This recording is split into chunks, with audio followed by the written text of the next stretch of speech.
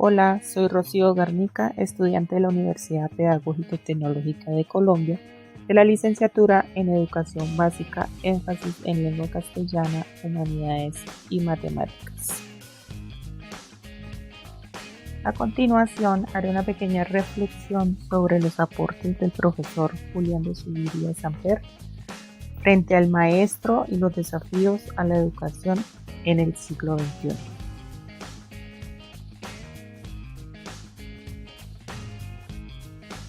Teniendo en cuenta los aportes del pedagogo, observamos un sinnúmero de necesidades y cambios que se necesita para transformar el conocimiento y la mente del estudiante, que lo ayude a pensar, a comunicarse y a convivir en una sociedad que en la actualidad avanza a pasos agigantados, siendo más flexible, cambiante y diversa, en la que el acceso a la información ya no es un problema. Si queremos saber o tiene una duda de algún tema determinado, basta con usar un dispositivo tecnológico e indagar en la red, construir, compartir y evaluar la información.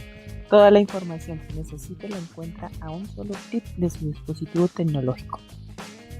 Lastimosamente estos avances no los podemos ver en la educación. Para Zuviría siguen siendo la misma de los siglos atrás. Una escuela rutinaria y descontextualizada, regida por un currículo del siglo XIX, dirigida por maestros del siglo XX y viviendo en un mundo cambiante del siglo XXI. La escuela tradicional enseñó a leer y a escribir de manera elemental, impartiendo normas básicas de ortografía y urbanidad, temas específicos de las matemáticas con una sola finalidad: formar personas obedientes y cumplidores de las normas y acatar órdenes de los jefes para realizar trabajos rutinarios y mecánicos. Es hora de cambiar el chip, hora de que nosotros como maestros asumamos el compromiso de repensar el sentido y la función de la educación en la época actual, en la que el estudiante no aprenda, sino adquiera competencias para pensar, argumentar e interpretar la información que investiga. Para ello, a continuación reflexionaremos sobre los 8 desafíos de la educación en las últimas décadas de la perspectiva de la pedagogía de Julián de Zuviría Samper.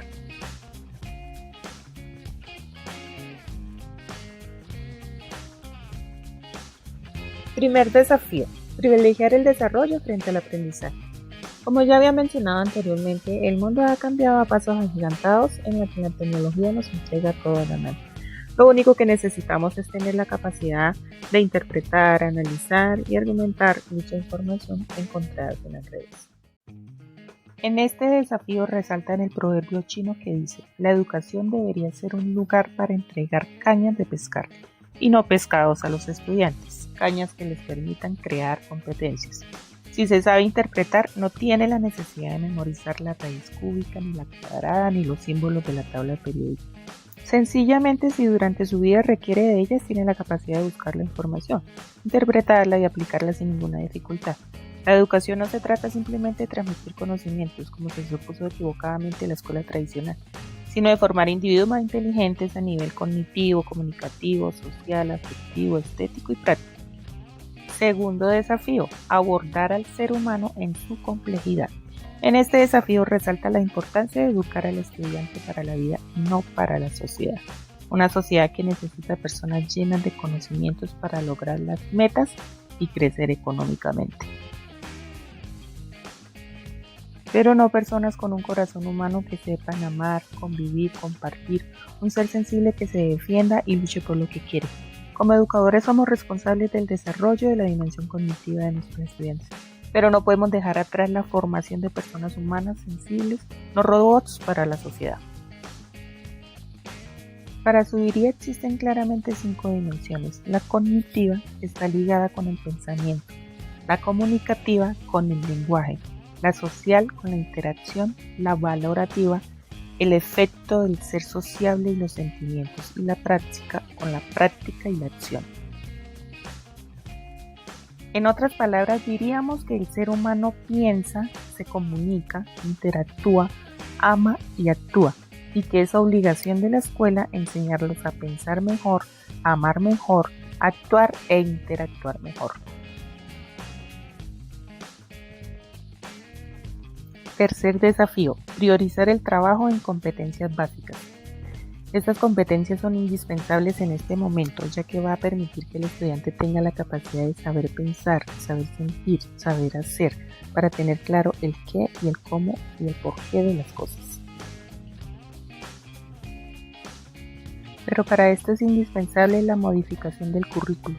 Hoy necesitamos trabajar y evaluar por competencias, transformando el proceso educativo, involucrando lo cognitivo, que nos dota de las herramientas para saber lo que se hace, cómo y por qué se hace.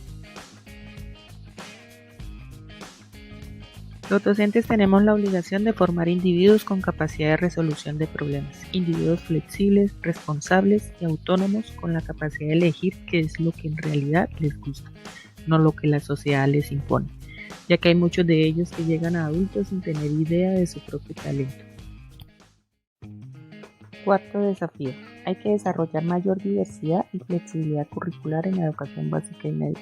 En la actualidad la escuela continúa con programas poco flexibles, donde el docente es quien tiene el control, la autoridad y la toma de decisiones, y el estudiante es quien escucha, obedece y memoriza.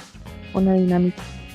Hoy estamos frente a nuevos retos en los que se involucra el quehacer pedagógico. Los niños deben ser considerados como el eje de la educación. Por esto, el estudiante se le debe respetar sus intereses, necesidades, motivarlo a indagar, a ser mucho más sensibles con su entorno y a construir soluciones y resolver problemas. Quinto desafío. La formación de individuos más autónomos. Es el reto de la educación de hoy, lograr ciudadanos competentes y sociales, que sea totalmente autónomos, con capacidad de pensar, innovar y resolver problemas reales, estimulando el pensamiento analítico y crítico. Que no dependan del otro para seguir adelante, que no se queden con la ideología de ser lo que los demás le imponen o lo que los demás quieran, sino que sea capaz de decidir por sí mismo sus gustos, desarrollar sus habilidades, destrezas y hacer lo que en realidad le apasiona. Sexto desafío. Favorecer el interés por conocer. Este interés es la verdadera gasolina de todo proceso intelectual. Depende de él para que sus conocimientos sigan vivos después del aula de clase, de que le dé el ánimo de seguir cultivando ese conocimiento que adquirió y que más adelante sea aplicado en su campo laboral. Este interés dependerá de la efectividad del docente para enseñar al estudiante a pensar por sí mismo, a indagar, a investigar y a crear cosas nuevas desde su conocimiento adquirido que perdurará para toda su vida. La labor docente es fundamental como orientador y potenciador de habilidades en los estudiantes para su desarrollo. Séptimo desafío. Favorecer la solidaridad y la diferencia individual. Vivimos en una sociedad egoísta en la que pensamos y actuamos para nosotros mismos y no compartimos ni confiamos en los demás. Necesitamos una sociedad que se trabaje en equipo, que se comparta con los demás sin ser individualista. Octavo desafío. Desarrollar la inteligencia intra e interpersonal. Necesitamos una escuela que no piense que lo más importante es la parte cognitiva y deja a un lado la dimensión socioafectiva, sino que nos ayuda a fortalecer la tolerancia y el respeto por la diferencia, que nos enseña y expresar nuestros sentimientos. Por último, podemos decir que el verdadero objetivo de la educación no es el aprendizaje, sino el desarrollo. Tenemos que aprender a hablar, a argumentar, a escribir, a pensar, a comunicarnos, a saber convivir.